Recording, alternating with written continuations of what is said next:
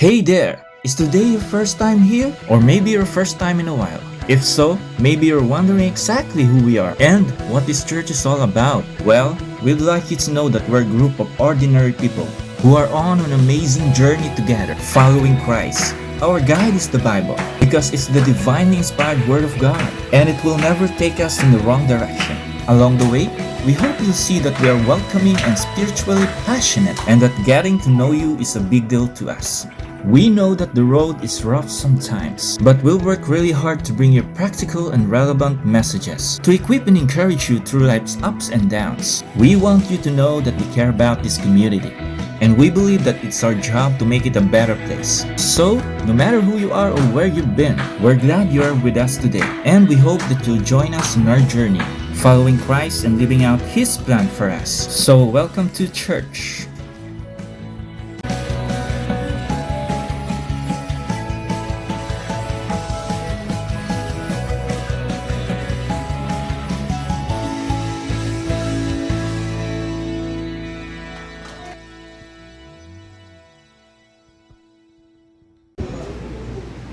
Ayan, magandang umaga po sa bawat isa. So sa ating pong pagsisimula, inaaniyahan ko po ang bawat isa na tumayo as we start this service po with a prayer. Napangungunahan po tayo ni Ate Beth.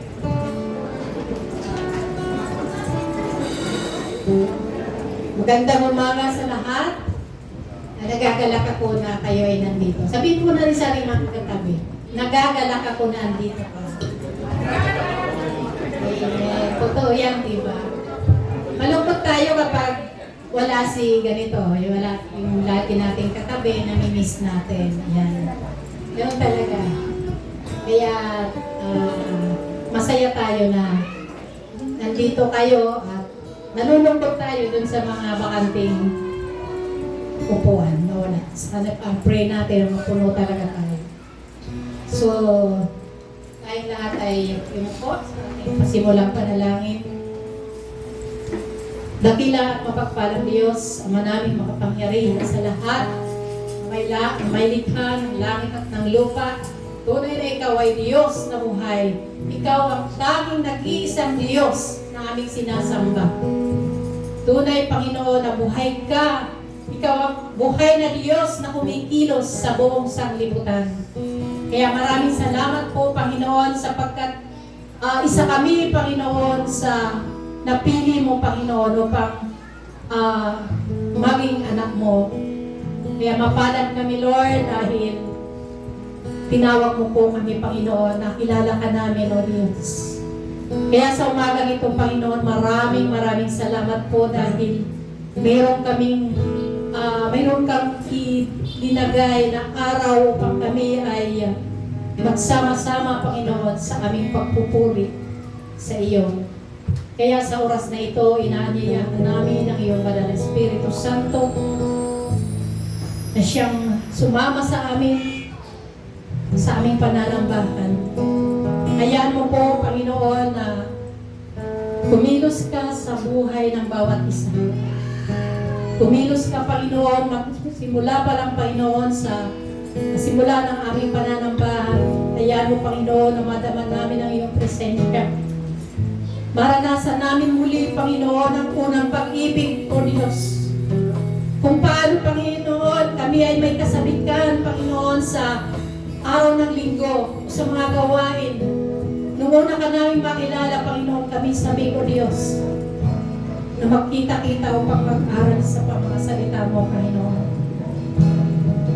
Yun, O God, ang nawawala sa amin minsan, O God, na kami, Panginoon, ay parang ginagawa na lamang namin ito dahil kailangan. Parang ginagawa na lang namin, Panginoon, na obligasyon na kami ay pumunta sa bahay-sambahan sa araw ng linggo. Panginoon, patawad, Lord, kung gano'n ang aming mga prinsipyo minsan. O Diyos, dalangin namin, Panginoon, na magkaroon kami ng kapanamikan, Panginoon, sa aming pananambahan sa iyo, ng sama-sama. Kaya sa mga oras nito, Lord, hayaan mo, Panginoon, na kumilos at mangusap na sa bawat isa. Gamitin mo, Panginoon, ang lahat, O God, na tatayo sa harapan ito. Maging man, Panginoon, ang aming Zoom leader. O God, dalangin namin, O Lord, na i-guide kami, O mailid kami, Panginoon, sa tunay na pagsamba sa pamamagitan ng mga awitin ito. Hayaan mo, Lord, na madaman niya, O Diyos, ang iyong presensya. At dadaloy, Panginoon, sa iyong mga anak. Purihin ka, O Diyos, at ang yung lingkod, Panginoon, na gagamitin sa araw na ito, na magdadala ng iyong salita. Anoint her, Lord. Hayaan mo, Panginoon, na kumilos ka sa buhay niya, magpakanghayag ka sa buhay niya, Panginoon.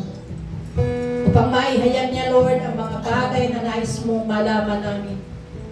Maihayag niya, Lord, ang mga bagay na nais ka mangusap sa amin, Panginoon, sa pamagitan ng mga salita.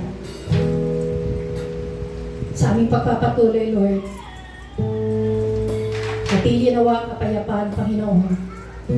At maging ang bawat isa sa amin at kami maging panatag, Lord, sa araw na ito at kami handang makinig. Bigyan mo kami, Panginoon, ng mga bukas na puso, bukas na kaisipan, Panginoon. Sa mga salita mong pakikinggan namin, Lord. Lord, Panginoon, ang aming hiling, O God, sa oras na ito. At kami po, Panginoon, ay humihingi rin ng kapatawaran sa lahat ng aming mga pagkukulang sa iyo. At sa mga oras na ito, Lord, ay ilinalatag namin sa iyong paanan, O God, ang mga bagay na ito. Hayaan mo, Panginoon, naman natili sa amin, O God, ang espiritu ng kapakumbabaan. Pagkaroon kami, Lord, ng pagpapakumbaba, O Diyos. Alisin mo, Panginoon, ang mga pusong mapagmataas, mapagmalaki. Ayan mo, Panginoon, naman na pili kami, Lord, na mapakumbaba, O Diyos. Salamat ng marami, Panginoon. Tinataas ka namin sa umagang ito. Pamaming dalangin, papuri, pagsamba. Tanggapin mo, Panginoon, ang aming mga papuri sa umagang ito. Hallelujah! Hallelujah! Thank you, Lord. To God be all the glory. Ayan, purihin ko ang Panginoon. Minsan pa, pwede po bang pasalamatan natin yung Panginoon? Sigaw natin yung ating pong mga gustong ipagpasalamat sa Kanya, all of our adoration sa Panginoon this morning. Hallelujah. Thank you, Lord. Thank you, Father God. Thank you for your faithfulness.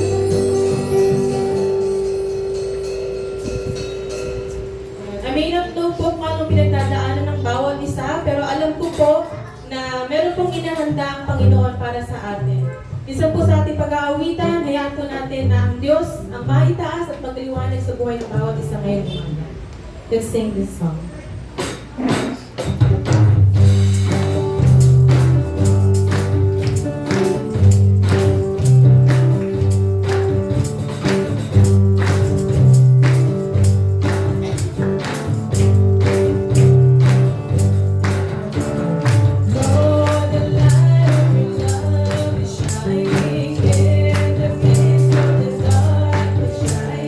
Jesus, light of the world, shine the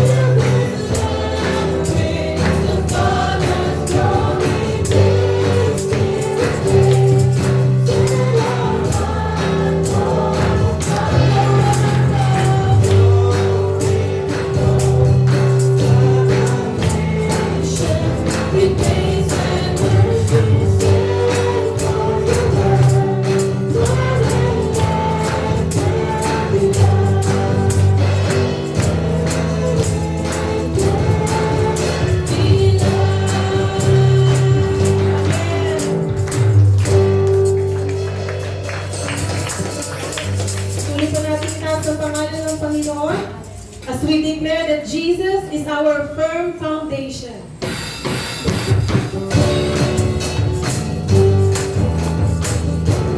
Palagpak po natin yung mga kamay natin. Huwag na kayo dito sumayaw. We declare the goodness of our God through this song.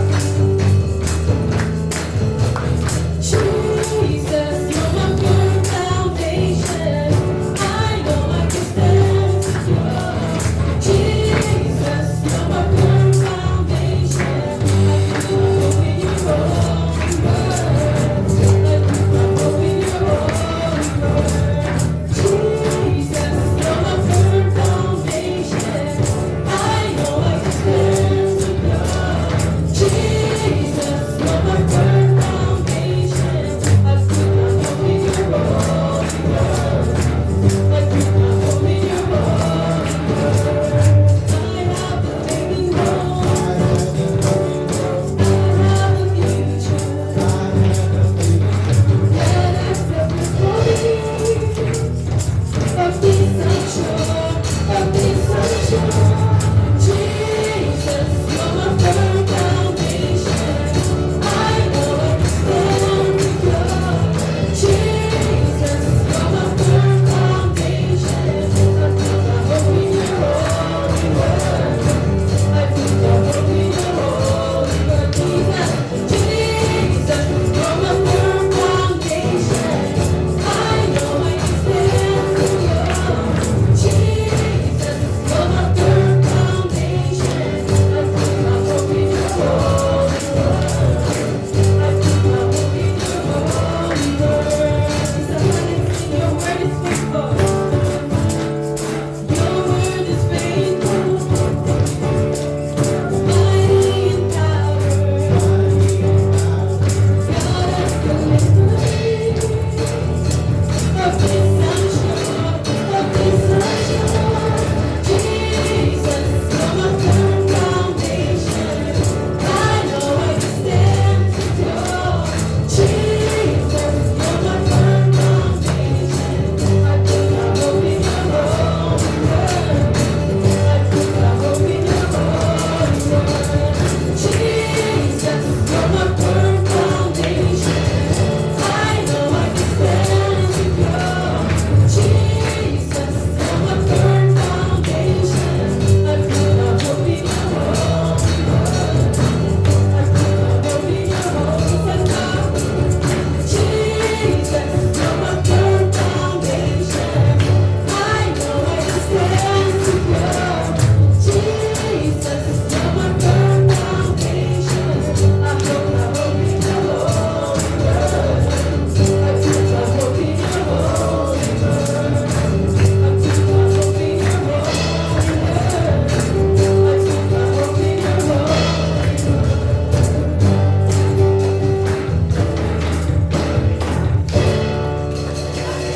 Yes. Thank you, Lord. Salamat, Panginoon. Salamat, Lord. We know, Panginoon, na kami ay secure kasama ka namin, Panginoon. Indeed, Father God, you are our firm foundation, Lord. You are our strength. You give us hope. You gave us life, Father God. Lord, we come here today, Father, as we all agree that you are a big God and you are such a great God, Panginoon.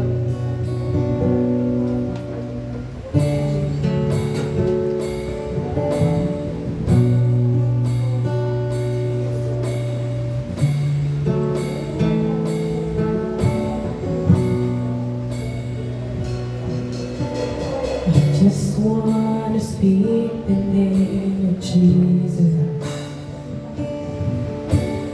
over every heart and every mind. 'Cause I know there is peace within your presence. I speak Jesus. I speak the name of Jesus. I just want to speak the name of Jesus.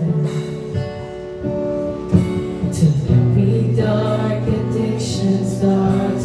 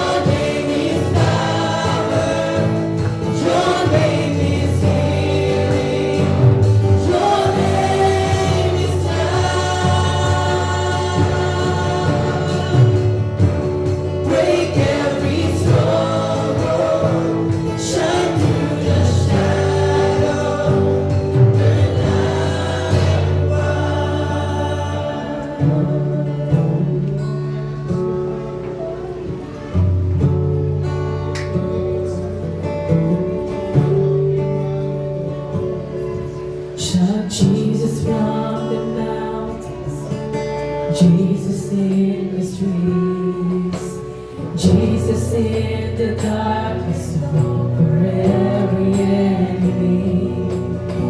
And Jesus, for my family, I speak the holy name, Jesus. Come on, church, let us all shout. Shout Jesus from the mountain, Jesus in the streets, Jesus in the darkness over every enemy. Jesus for my family, I speak the holy name, Jesus. Shout the name of Jesus. Shout Jesus from the mountain, Jesus in the streets, Jesus in the darkness over every enemy. Jesus for my family, I speak the holy name, Jesus. Your name is power. Your name is power. Your name is healing. Your name is love. Break every stronghold. Shine through the shadow. Burn like the fire. Your name is power. Your name is healing. Your name is love. Break every stronghold. Shine through the shadow. Burn like the fire. Let's sing it again. Your name is power. Your name is healing. Your name is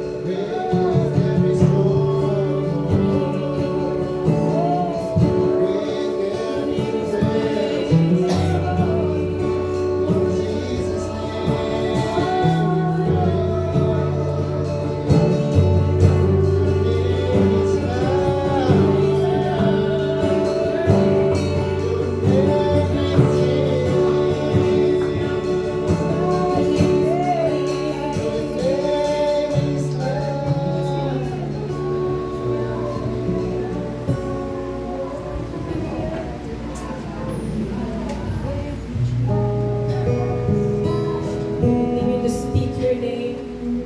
We praise your name, Lord God.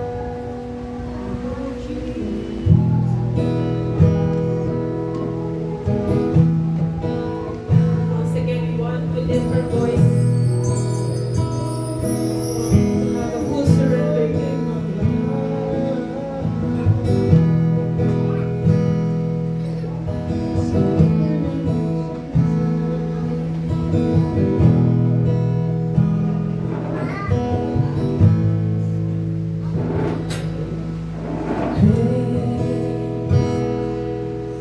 Is the Lord and most worthy of praise. The city of our God, a holy place. The joy of the whole earth praise. It's the Lord we whom we have the victory. He aims us against the enemy. We bow down on our knees. We want to live.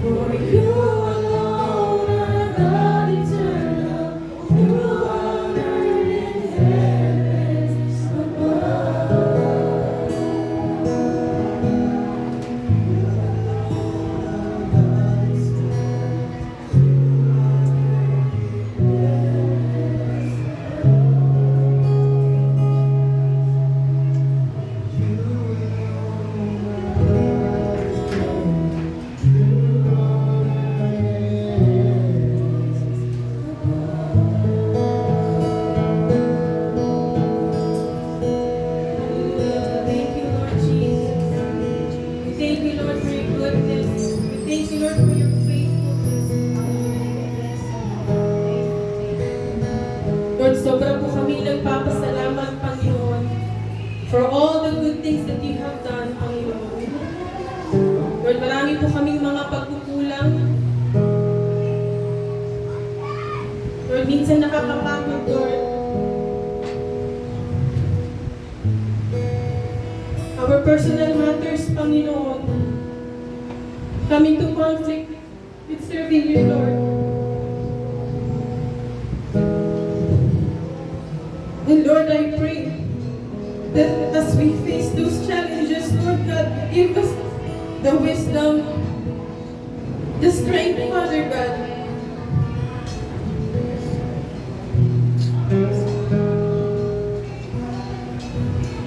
And most importantly, Panginoon, may you anoint us, Panginoon.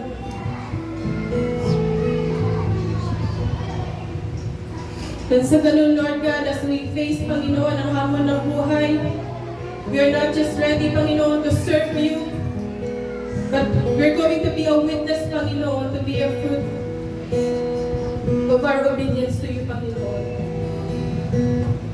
Let your love and our love for others, Panginoon, abound even more. And let this church, Lord, to be a church that truly follow your commission.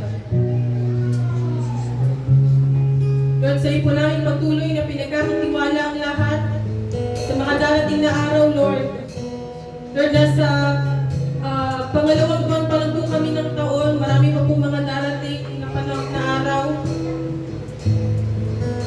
Dalangin namin, Panginoon, that we speak blessings upon blessings, Panginoon, sa buhay ng bawat isa.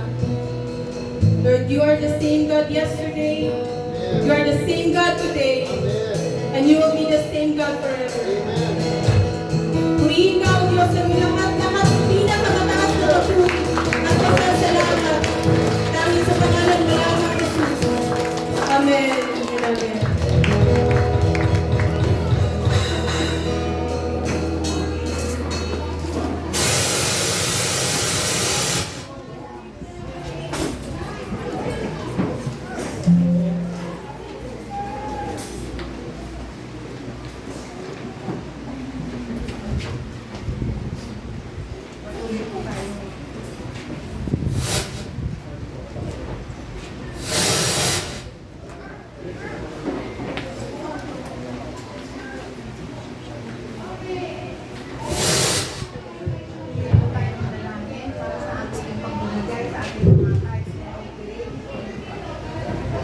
Panginoon, maraming salamat sa umagang ito. Bibigay namin, Panginoon, ang nararapat para sa iyo, Panginoon, dahil ang anumang mayroon kami ngayon ay nanggaling ito lahat para sa iyo, Panginoon. Kaya salamat, Panginoon, sa umagang ito.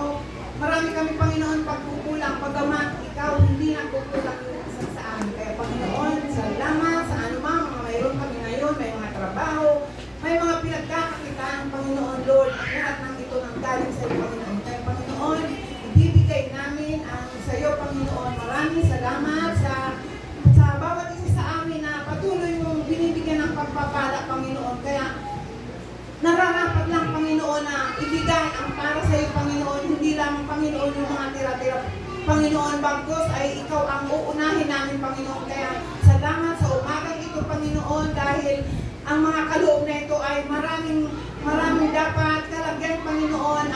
Ikalalago ng yung mga bahay-sambahan, ang mga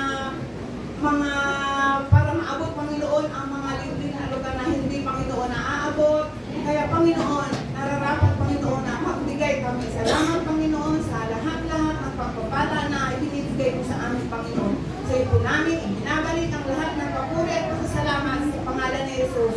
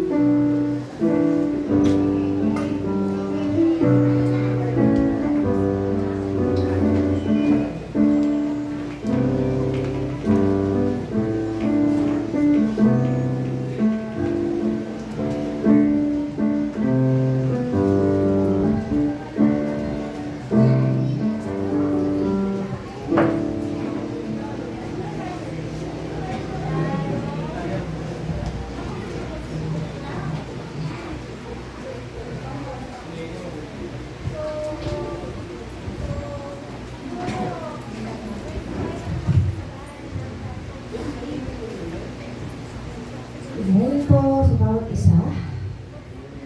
Ngayon ng Panginoon. Tayo po ay nasa pangalawang linggo ng buwan ng pag-ibig. February. Second Sunday na. Napakabilis po ng araw. At talaga namang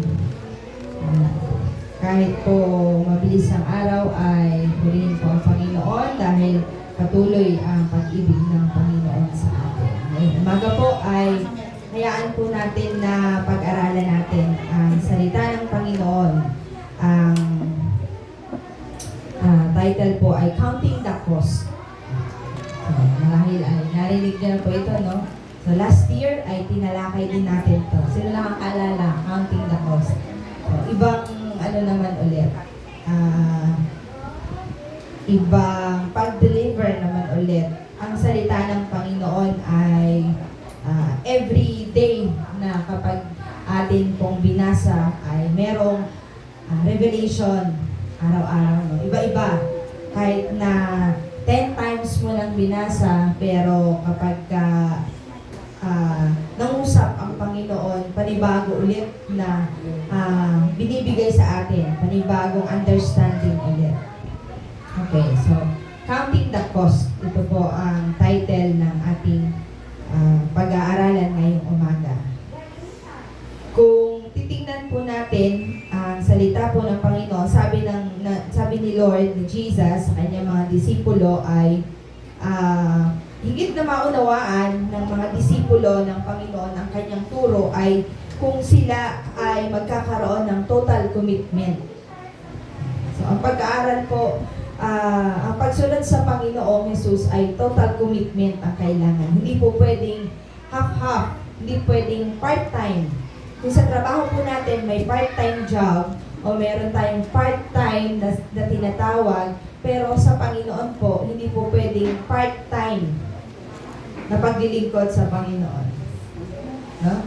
Kasi ang lahat na meron tayo sa Panginoon ay buo na ipinagkakalob ng Panginoon. Hindi half-half. Kapag kabilas ka ba ni Lord, kalahati lang. Kalahati ng katawan mo, ipagpapalain ni Lord, yung kalahati hindi. Diba? Buo. Kapag kabilas ka ni Lord, buo na pagpapala.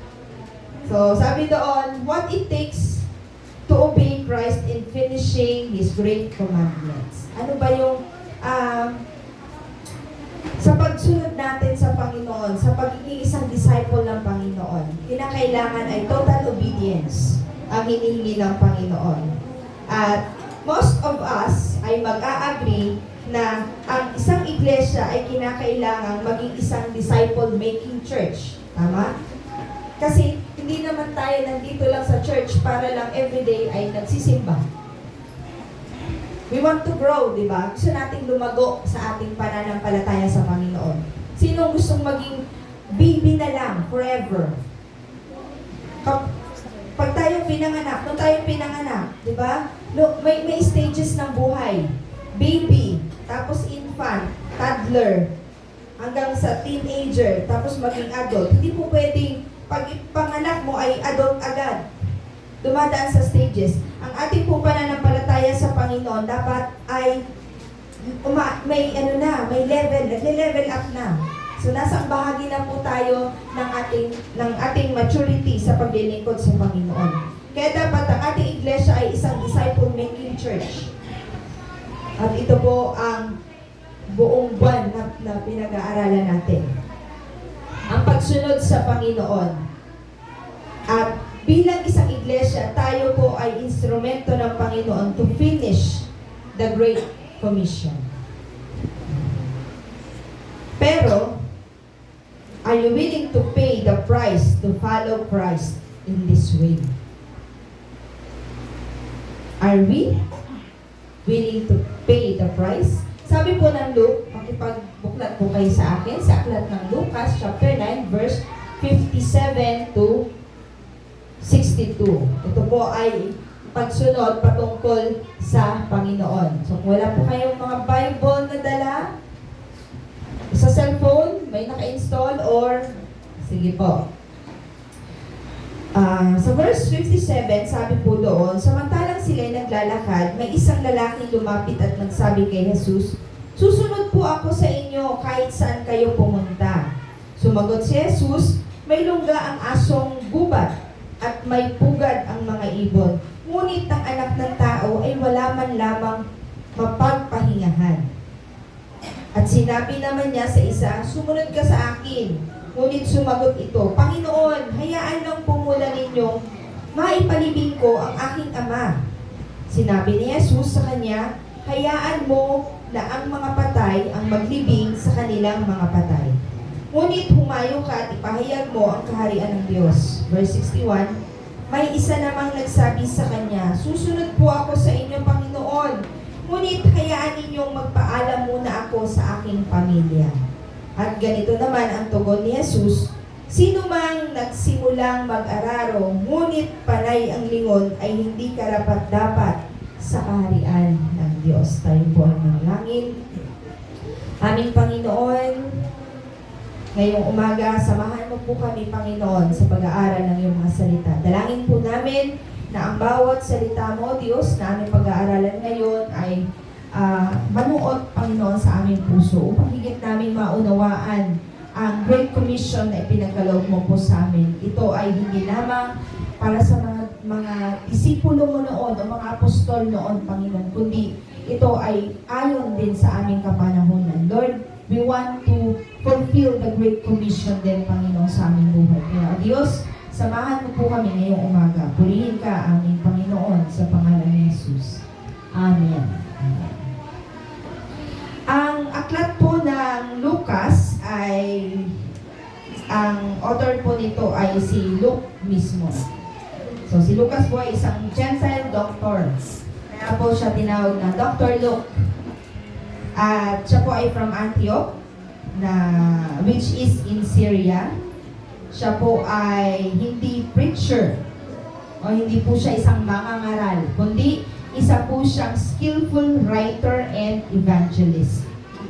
So, siya ay manunulat at isang evangelist. At siya rin po ay isang traveler o manlalakbay. Ang aklat po ng Lucas ay para kay Theophilus, na ang dahilan ay, o ang purpose nito ay to get Paul liberated from the trial in Rome. So, he was with Paul in Rome. Siya po ay kasama ni Pablo doon sa Roma, itong si Theophilus. Ang kanyang mga sulat ay patungkol sa ating Panginoong Jesus at patungkol kay Pablo na naging propagator o yung naging spreader ng salita ng Panginoon. Sabi po doon, Pontius Pilate said Jesus is innocent.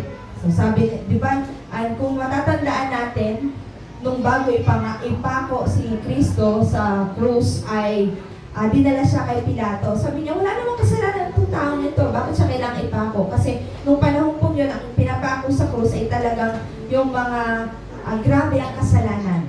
Talagang, ano yun? Ano tawag doon? Sobrang lala ng kasalanan nila. Napaka hindi kayang patawarin. Kaya siya ayun ay pinapako sa krus. Pero sabi ni Pilato, wala naman siyang kasalanan. Wala akong nakikita kasalanan. So, hindi siya dapat ipako. Siya ay inosente. Sabi ni Luke, ito ay si Paul daw ay isang defense lawyer. At siya ay isang lawyer ni Pablo. Ayan. He wrote it to help his friend Paul by gathering materials about Jesus. So, probably, ito po ay dahil dun sa mga kapatid niya, si Mary, si James, Matthew, James, John, and Mark.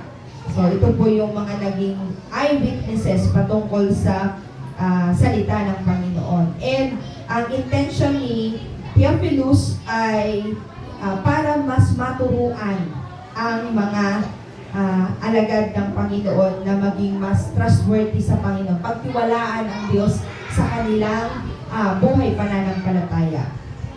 Tingnan po natin yung chapter 9 na sinasabi doon. Yung chapter 9 po ay yung una sa verse 1 to 9, ito po yung sinend out ni Jesus yung 12 disciples. So, kung randomly nababasahin po natin yung bawat verses na yon, ay ito po yung nakasulat doon. So, verse 1 to 9, yung send out ni Jesus sa 12 disciples. And 10 to 17, ito naman po yung Jesus feeds the 5,000 people. And sa verses 18 to 27, Peter declares that Jesus is the Messiah. So, dineclare po yun ni Pedro doon sa verses na yun na ang ating Panginoong Jesus, siya yung promised Messiah. And verse 28 to 36, dito naman po na-predict that Jesus ay yung kanyang kamatayan. Doon inilahad ang kamatayan ng ating Panginoong Jesus. So verse 37 to 42, Jesus heals a demon-possessed boy. Yan, nagpagaling po ng mga nasasaniban ng ating Panginoong Jesus. 43 to 50 ng verses ay Jesus predicts His death a second time. Yung kanyang muli ay sinabi ng Panginoong Jesus na nalalapit na ang kanyang kamatayan. So verse 51 to 56, yung Samaritan opposition naman. And sa 57 to 52, ito na po yung cost of following Jesus, yung pagsunod sa ating Panginoong Jesus. Dito po ay lahat ibinigay ng Panginoon. Ano ba yung dapat gawin ng isang mananampalataya o isang alagad ng Panginoong Jesus para sumunod sa Kanya? Meron bang mga dapat gawin o dapat na ayusin sa Kanya? Kung titingnan po natin yung flow ng chapter 9 ay sa pag-send out pa lamang niya ng 12 disciples ay nagmi-minister na siya doon sa 12 disipulo. Hindi pa man dun sa kabuuan, dun pa lang sa 12 disciples ay talagang nagmi-minister na ang Panginoon sa kanila. Even dun sa feeding ng 5,000, kasama yung kanyang mga apostles, yung pag-feed doon sa 5,000 people ay nandoon din. Pero, tingin po natin, doon sa pag-disciple niya, doon sa, hindi lamang doon sa 12 disciples niya, doon sa pag-feed niya, sa pagpapakain niya ng 5,000, may sumunod na ba agad? Meron na ba agad sumunod sa kanya na nais maging bahagi ng paglilingkod sa Panginoon? So, maaaring marami sa kanila ay nag-approach sa Panginoon, no? Nagsabi na, sige, susunod ako. At yung iba doon, seryoso. Yung iba naman, hindi. Parang sa church lang. No? Kapag tayo ay inuutusan, oo, pero minsan hindi. So, instead na welcoming ang sabihin ng Panginoon ay, sabi ng Lord ay, count the cost. Ang pagsunod ay may kaakibat na dalahin. Ano kaya yung mga yon? So, sa atin, alam ko pong mag-a-agree din tayo na talagang ang ating iglesia, noon pa man ang panalangin natin sa ating church ay dumami, di ba po? Lagi niyong tinatanong, kailan kaya tayo dadami? Kailan kaya tayo mapupuno? Yun ang laging tanong. So lahat tayo nais dumami, nais na makabahagi ng Great Commission na yan. Pero ang pagiging isang disciple-making church ay talagang ito po ay mahirap gawin ng iisa. So, lahat tayo nais maging disciple-making church ang Katuparan Church. Amen. Amen. Yan. And, nais din natin maging instrumento tayo to finish the Great Commission. So, sabi natin, gusto mong maging kabahagi. Gusto mong maging kabahagi. Pero ang tanong, are you willing to pay the price to follow Christ in His way? Inulit ko po yung tanong ko kanina. Ano ba yung maibibigay natin sa ating iglesia para maging kabahagi? Ano ang kaya mong ibigay? A day's wages. Sabi doon. An hour of your time? Would you give your life, yung buhay mo mismo, na ikaw ay maglilingkod sa Panginoon? Or would you give nothing at all? Kung ano lang meron ako. Or would you endure wonderful difficulty and hardships? Kaya mong i-endure yung mga circumstances, yung mga trials ng iyong buhay, even yung sa pinakamahirap na bahagi ng iyong buhay ay kaya mong i-endure sa paglilingkod sa Panginoon. Things needed to finishing the Great Commission. Una po ay the power of God. Sabi po doon, Jesus' words are clear.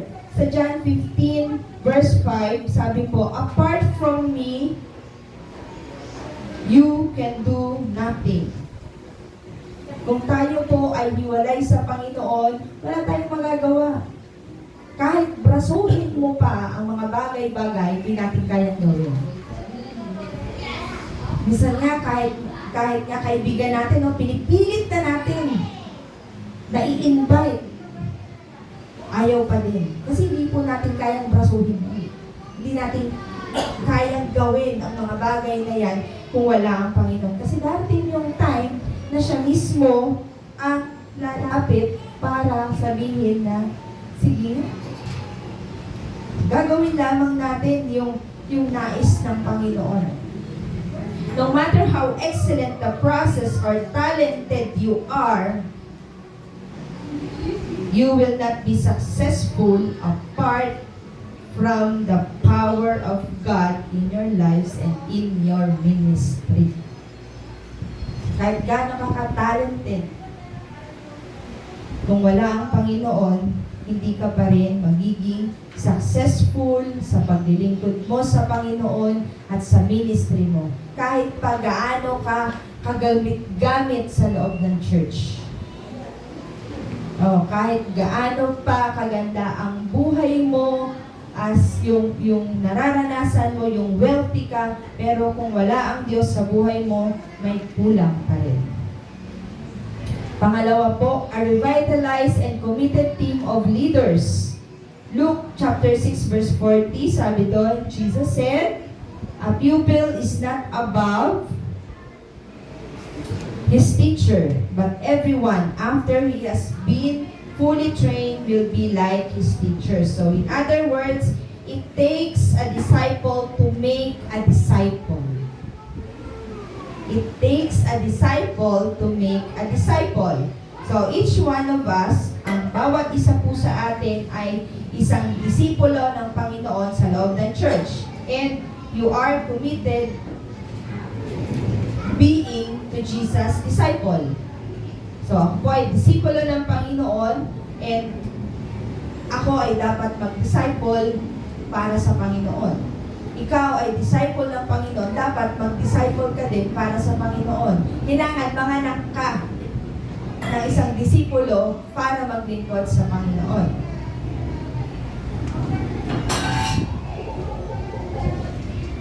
You need an experienced coach who will hold you accountable to keep on running until you have finished the race. There are 3 parts to this need. Una po, you will need a coach.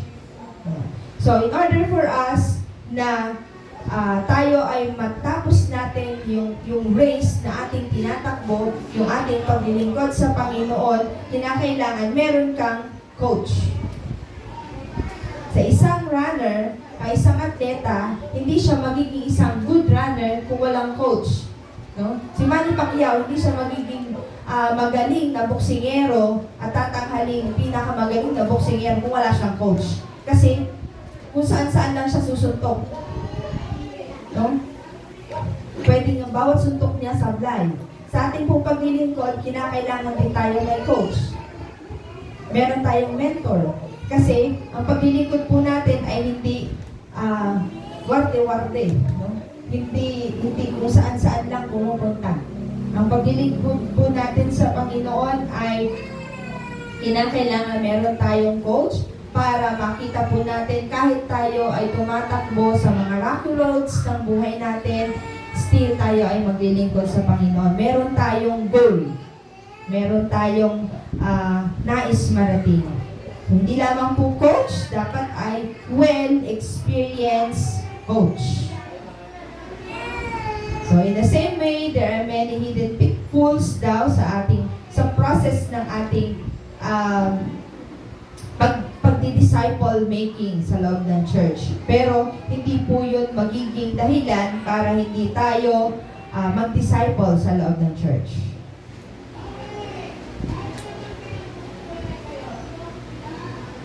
Third, accountability will be a necessary.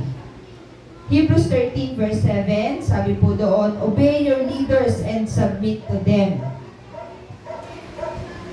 For us to succeed in this goal, stay in the track to finish the race.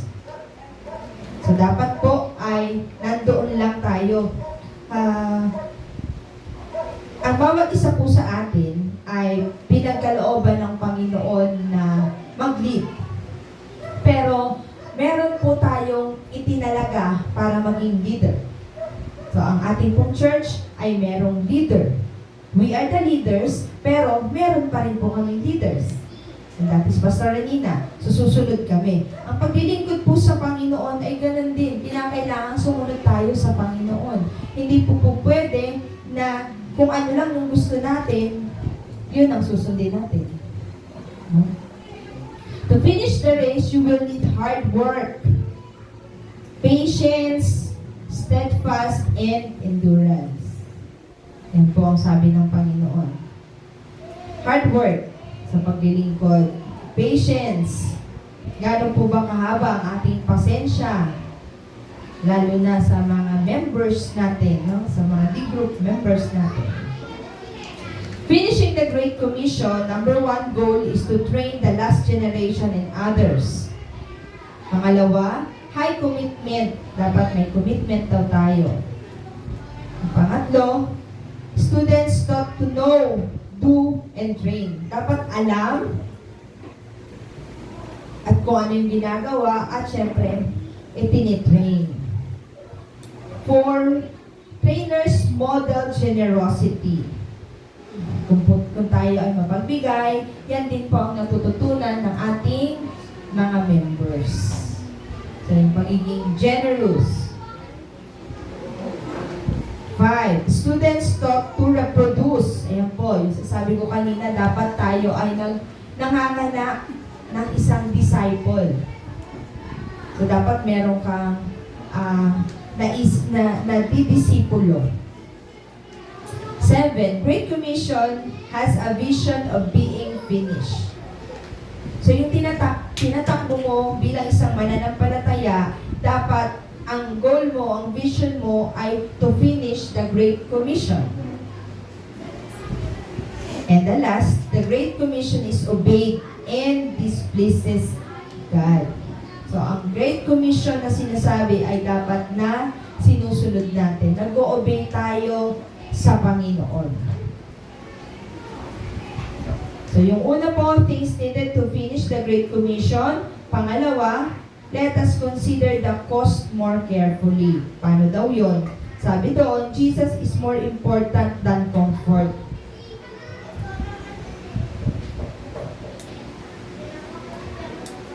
Kung babalikan po natin yung binasa natin kanina sa verses 57 to 58, di ba sabi doon ay, sabi ng Lord, gusto niya sumunod sa Panginoon, no?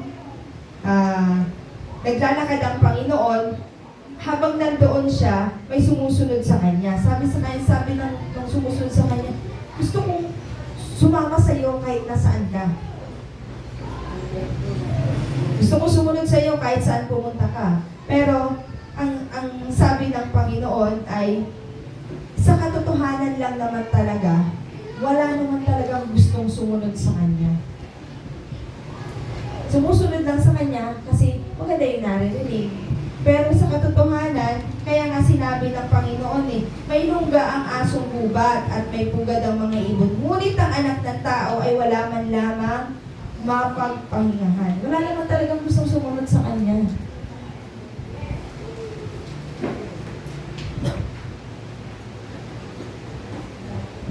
Kaya nga sabi niya doon, sige nga, sumunod ka sa akin. Pero, ang sabi noon, ang challenge ng Lord, sige, sunod ka sa akin. Pero anong sabi nung unang nakasalubong niya? Teka lang. Nilibing ko muna yung tatay ko. May dahilan na siya agad. Pero sabi niya, gusto niya sumunod. Diba? Ibig sabihin ng katotohanan, ayaw naman talaga niya. Kasi may mas importante pa kaysa sa Panginoon. Jesus is more important than comfort. Following Jesus is not always comfortable. Tama po? Ang pagsunod sa Panginoon, hindi laging nasa komportable ka, nasa bed of roses. Sino po sa inyo ang mula nang sumunod siya kay Lord, hindi na siya nakaranas ng thorns, bed of thorns. Puro bed of roses. Wala, no?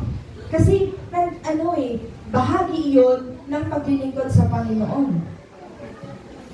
Yung mga pagsubok, yung bawat tinik na dinadaanan, yung bawat rocky roads ng buhay natin, kasama po yun sa paglilingkod sa Panginoon. Kaya ang pagsunod sa Panginoon, hindi yung nasa maayos kang buhay, hindi ka naka-aircon, hindi ka laging nakasasakyan, may paglalakad, may pagtakbo, merong mainit na bahagi. Hindi sinabi ng Panginoon na kapag sumunod ka sa akin, ay ilalagay kita sa maayos na buhay.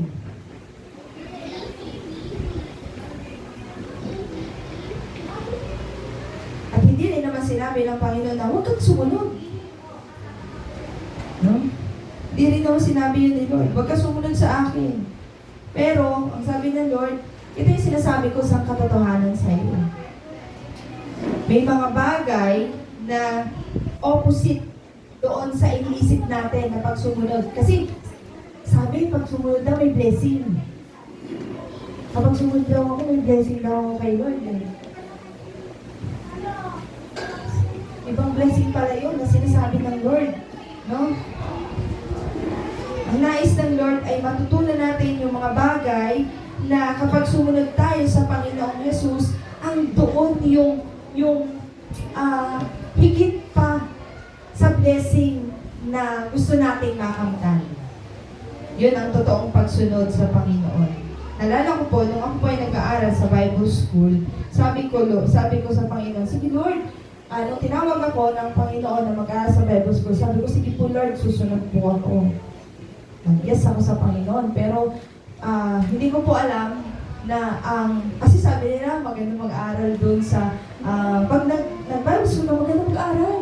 Totoo naman po. Kaya lang, pagdating po ng Tanay, doon po ako nag-aral, ala po palang makakain.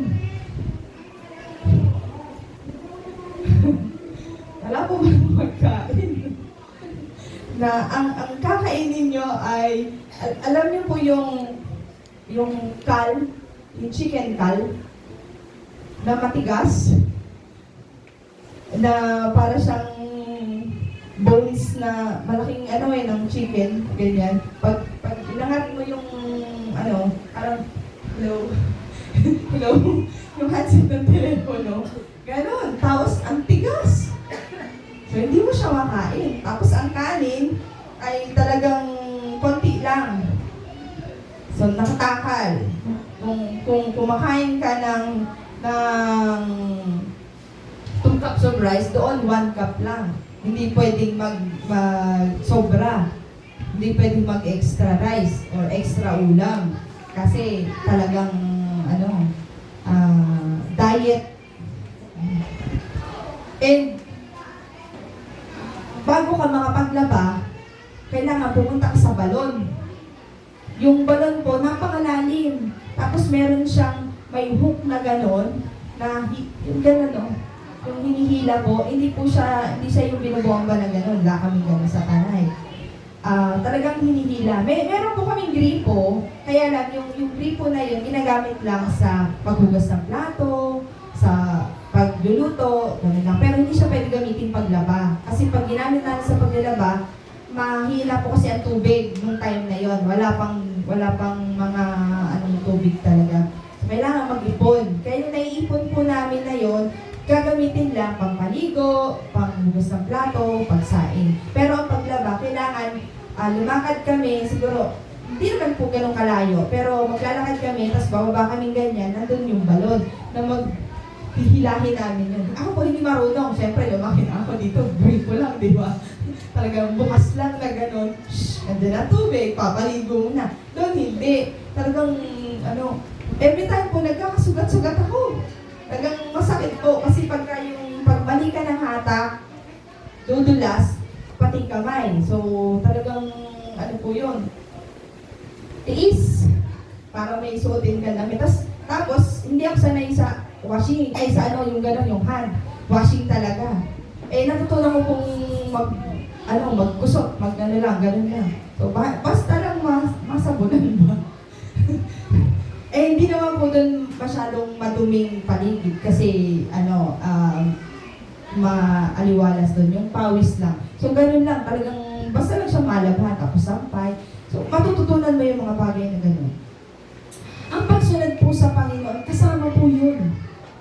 Kasama yung paghihirap, bahagi. Kala ko noon, pagka nandun ka sa loob ng Bible School, mababait.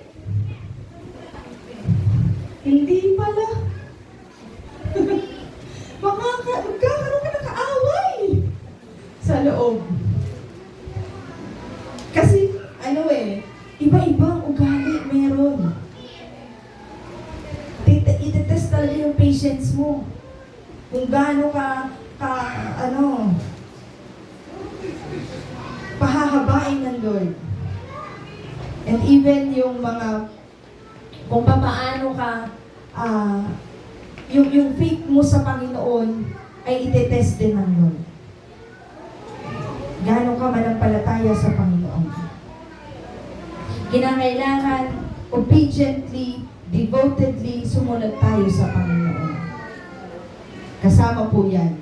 Maunawaan natin ang pagiging isang disciple ng Panginoon, kasama yung sacrifice, yung discomfort ng buhay natin, at yung mga challenges. Kasama po. So, hindi lamang po yung Jesus is more important than our comfort.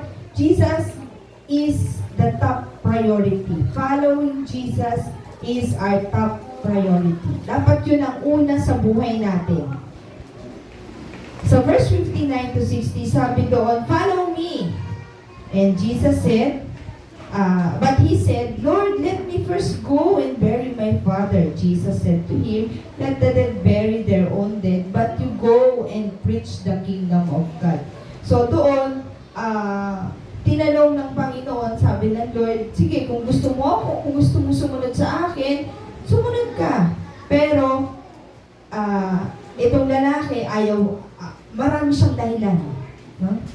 Dinahilan pa niya yung kanyang tatay na kinakailangan muna niyang ilibing. Pero sabi po dito, sabi ng Lord ay hindi po pwedeng yung mga bagay na kung susunod ka ay dadalhin mo. Kailangan, kapag sumunod ka sa Panginoon, meron kang priority. Ito yung susundin mo.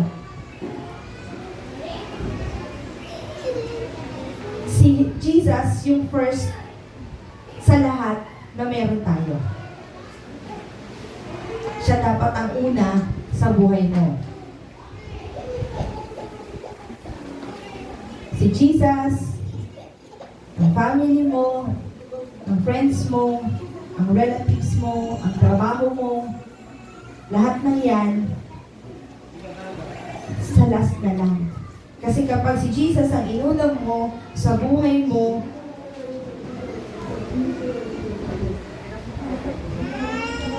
ang pagsunod mo sa Panginoon, kasama ang pagpapala.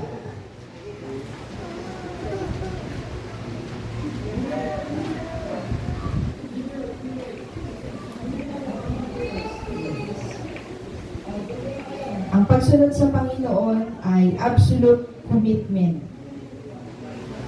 Yung commitment natin sa Panginoon. Ibig sabihin na kapag sinunod mo ang Panginoon, Jesus must come first into your life. First place siya sa buhay mo. Hindi second, hindi third, hindi fourth, kundi first. Kaya huwag ka nang makipag-bargain sa Panginoon. Kung susunod ka sa Panginoon, wag ka nang makipag-bargain. Wag mo nang sabihin, teka lang Lord, sandali lang. Mayroon pa akong tatapusin. May uunahin pa po ako bago ka sumunod sa Panginoon. Ang mga disipulo ng Panginoon ay sumunod sa Kanya. Nung tinawag ang bawat isa sa kanila, sumunod sila sa paglilingkod sa Panginoon. Pangatlo, following Jesus with focus and no delays.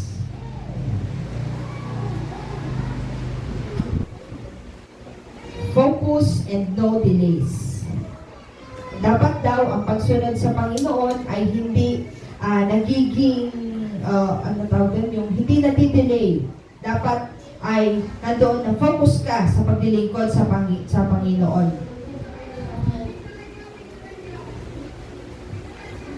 So verse 61 to 62, sabi doon, and other also said, Lord, I will follow you, but let me first go and bid them farewell to those who are at my house. But Jesus said to him, no one, having put his hand to the plow, yung araro po, are looking back. It is fit for the kingdom of God.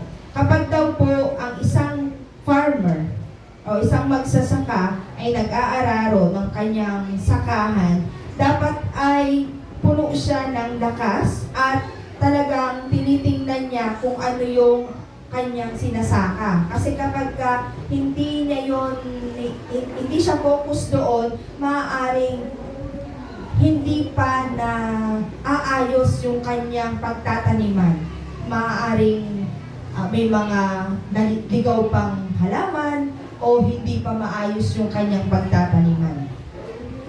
Ganun din daw po na kapag tayo ay hindi focus sa ating Panginoon o maraming balakid, marami tayong tinitingnan, ay walang yung paglilingkod natin sa Panginoon, hindi siya magtutuloy-tuloy, kundi nadidelay.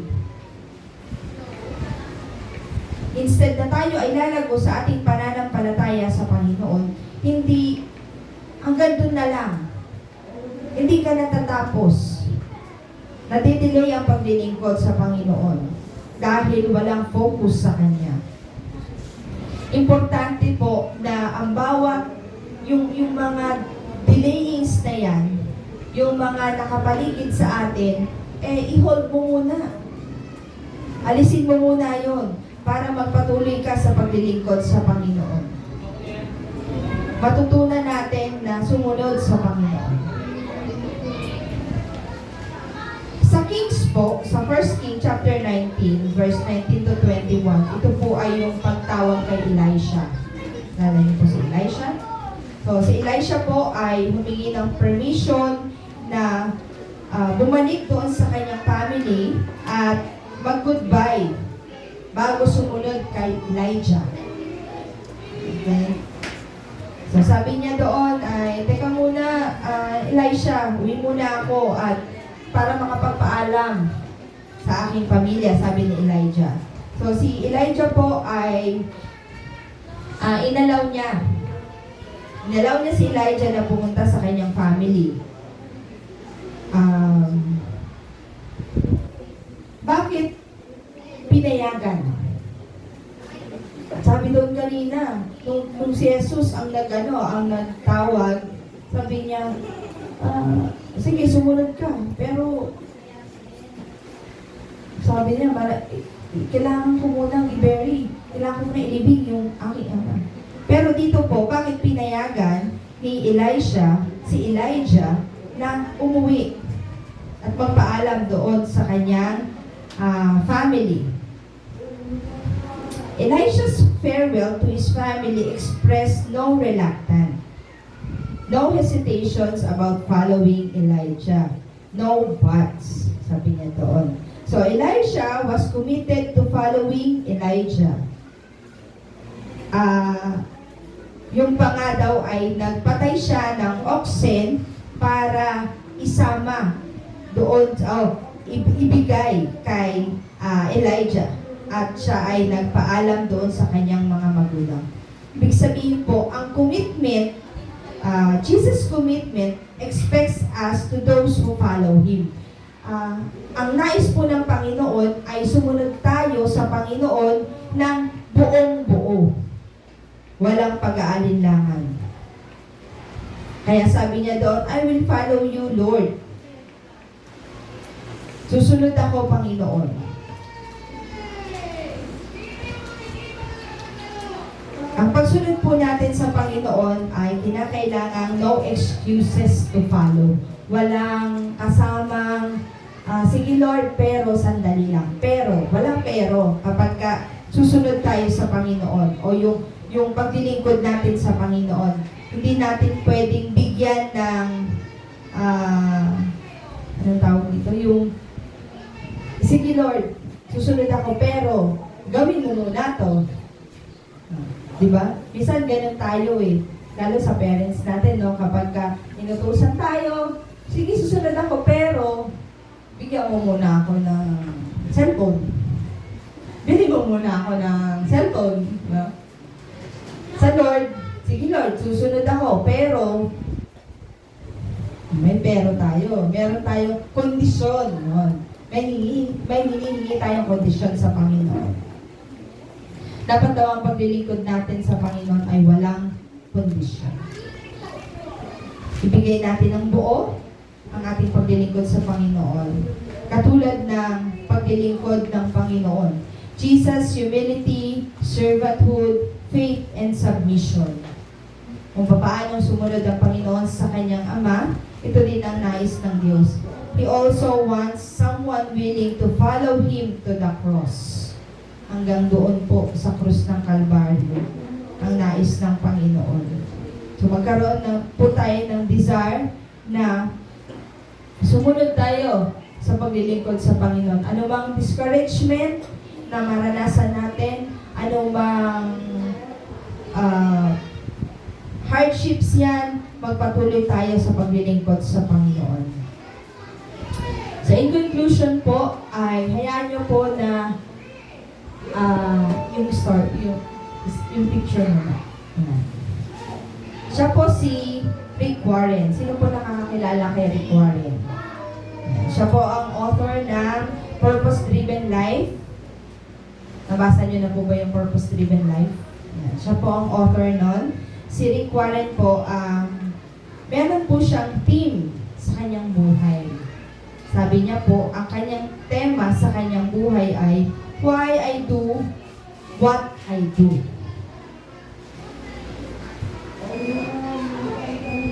Nung nabubuhay pa daw ang kanyang ama, ay ang tatay niya ang kanyang mentor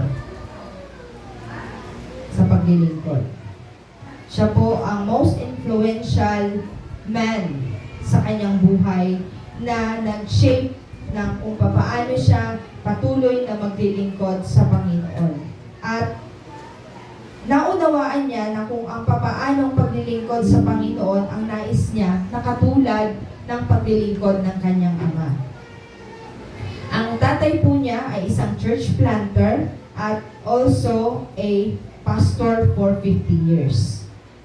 Naglilingkod sa isang maliit na church, sa isang rural church. Parang ganito. At siya daw po, ang kanyang ama ay magaling na karpentero. And most important, ang kanyang ama ay isang missionary sa kanyang family. Favorite po ng kanyang tatay ay maglingkod, yung maging isang volunteer sa isang village. At ito pong village na ito ay dahil nga siya isang karpintero, yung kanyang skill ay ginagamit niya para maglingkod sa rural place. Ayan. At doon ay pinapagamit niya ang kanyang buhay. Marami siyang nagagawang church ng libre. So, libre, pinapagamit niya ang kanyang skill para sa paglilingkod. So, hindi lamang Word of God ang kanyang binabahagi, even yung kanyang talent ay binabahagi din niya. So, thousands of people, even po sa mga refugee camps, ay naglilingkod din siya. So, nagdadala siya ng mga tubig, nagdadala siya ng pagkain. Yeah. Iba't iba yung kanyang paglilingkod na ginagawa. After po ng maraming taon, ang kanyang ama ay nagkaroon ng cancer. So yung espiritu ng paglilingkod ng kanyang ama ay hindi nanghina, kundi yung kanyang katawan bilang isang naglilingkod ay talagang unti-unti, hindi niya na kayang gawin kung ano yung mga bagay noon na ginagawa niya. So sabi niya, bilang isang anak, ay ako na ang gagawa ng mga bagay na yon. Kasi siguro na-train siya ng kanyang tatay sa ganong area, yung pagiging isang carpenter, na-train siya doon. So sabi niya, sige ako na lang ang gagawa ng mga bagay na yon na ginagawa mo para maipagpatuloy mo. So ibig sabihin, siya yung naging katawan ng tatay niya para ma-build yung mga bagay na gusto pa rin gawin ng tatay niya sa paglilingkod. Sa ganung paraan, mas lalo siyang napalapit sa paglilingkod sa Panginoon. Kasi sabi niya, hindi lamang pala Word of God ang dapat na ibahagi. Even yung kanilang talent na meron sila. Yun ay bahagi ng paglilingkod nila. So doon sa weeks na natitira sa kanyang ama ay sabi ng tatay niya, na naginip daw itong tatay niya na alam niya na malakas yung parang siguro yung kanyang diwa ay nagsasalita pa rin at nananalangin.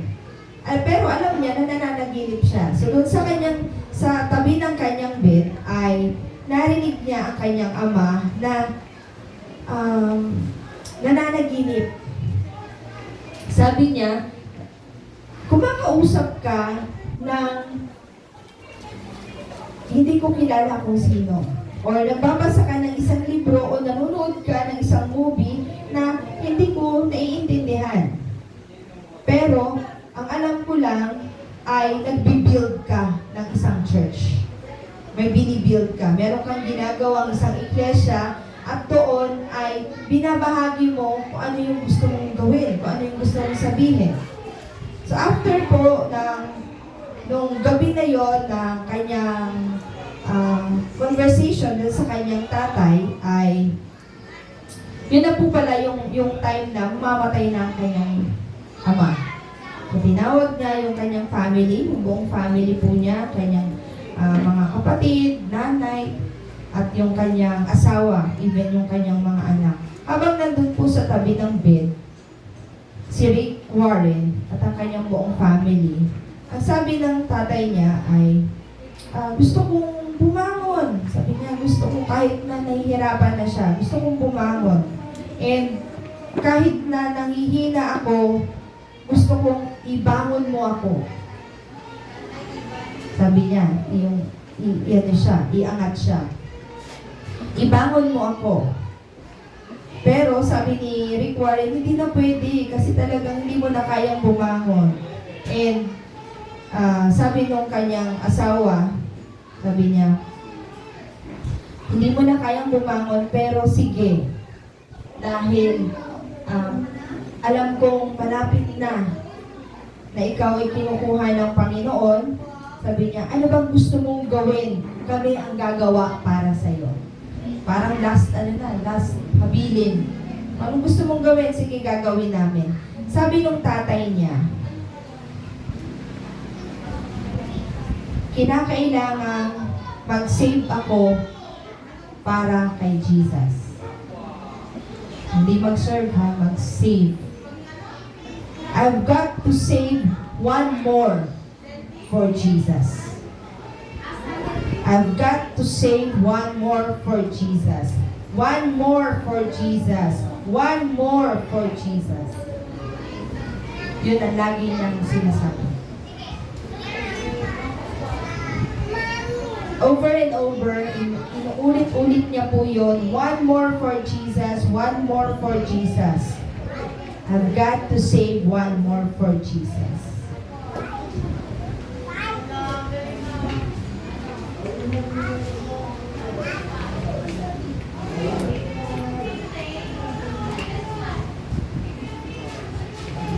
Sa huling hininga po ng tatay ni Rick Warren, sinabi niya yun na, I've got to say one more for Jesus. Ang bawat isa po sa atin, may one more for Jesus. Kung ang one more for Jesus po natin ay ang family natin, ang kapatid mo, ang tatay mo, ang anak mo, ang asawa mo, ang kaibigan mo, huwag mong hayaan na mawala yun sa Panginoon.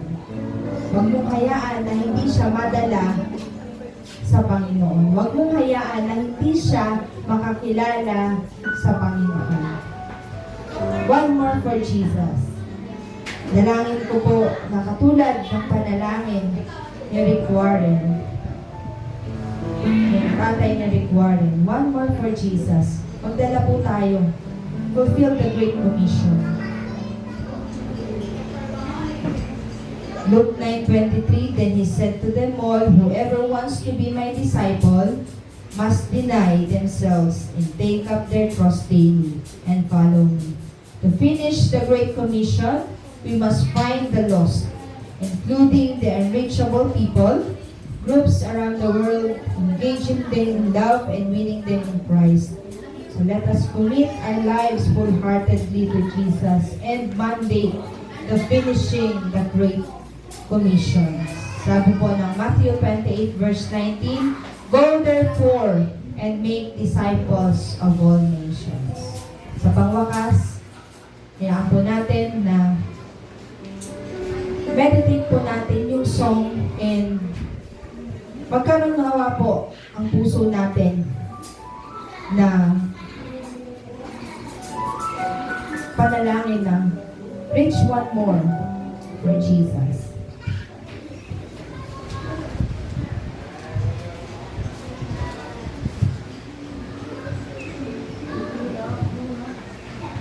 Ito po ay sinulat ni Rick Warren para sa kanyang ama. So siya po ang sumulat niya na reach one more for Jesus.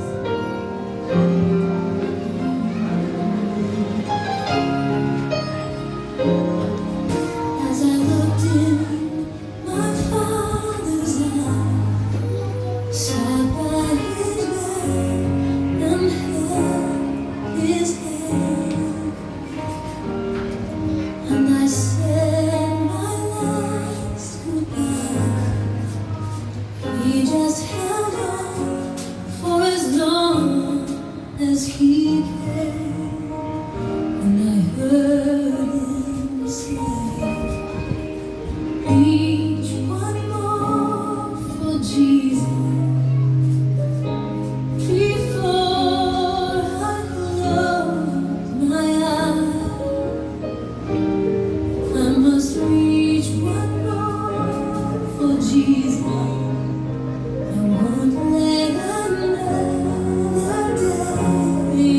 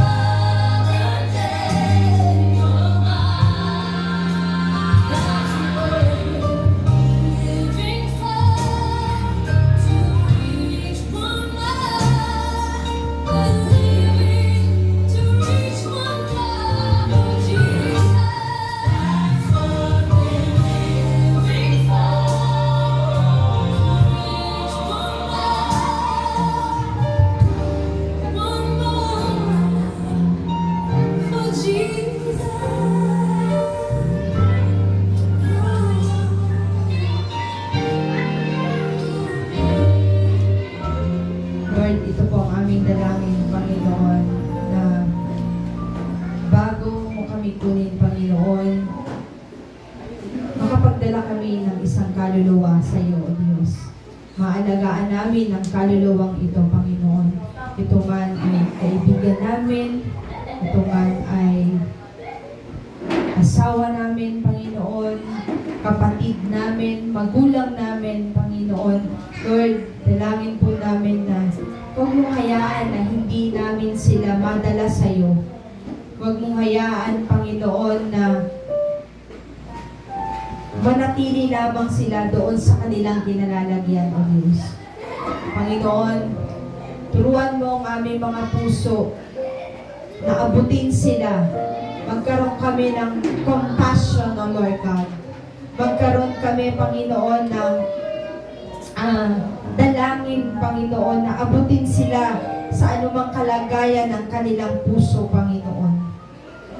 Kung sila man ay namali ng landas, sila man ay hindi nakapag-focus sa iyo, Panginoon. Lord, gamitin mo ang bawat isa sa amin, Panginoon, upang sila ay mabalik sa paglilingkod sa iyo, Panginoon. Alam po namin na we are not perfect ng maglilingkod, Panginoon, at ng pagiging isang disipulo. Hindi kami perfecto, Panginoon. Pero Lord, ang panalangin po namin, gamitin mo ang bawat isa sa amin to fulfill the Great Commission, Panginoon. To speak your word, O Lord God. To speak the name of Jesus, Lord. Kaya po, Panginoon, ngayong umaga, thank you for reminding us once again, Panginoon, na ang bawat isa po sa amin ay may gampanin ng paglilingkod. Merong purpose ng aming buhay, Panginoon. Yan ay upang ipamahagi ang iyong salita, Panginoon. Yan ay upang makarinig ang bawat miyembro ng family namin, ang bawat community namin, Panginoon. Ang bawat makakarinig ng kahuli-hulihan, Panginoon, ng iyong mga salita. Kaya mo, Lord God, na gamitin mo ang bawat isa sa amin upang kami ay magpatuloy sa paglilingkod sa iyo. Patuloy, Panginoon, na mag-share ng gospel, O Lord God. Kaya, Panginoon, ngayong umaga, salamat po. We commit our lives wholeheartedly, Lord God, sa paglilingkod sa iyo, to fulfill, to finish the Great Commission, O Lord. Purihin ka, Panginoon. Purihin ka, aming Diyos. Lord, ngayong umaga, hayaan mo po na sa aming pag-uwi sa aming mga tahanan, dalhin namin, Panginoon, ang mga salitang ito. Awitin namin, Panginoon, ang awiting ito, O Diyos, upang lagi kaming ma-remind na we need to reach one more for Jesus. Saan man kami makarating, saan man idako ang aming mga paa, we will reach one more for Jesus.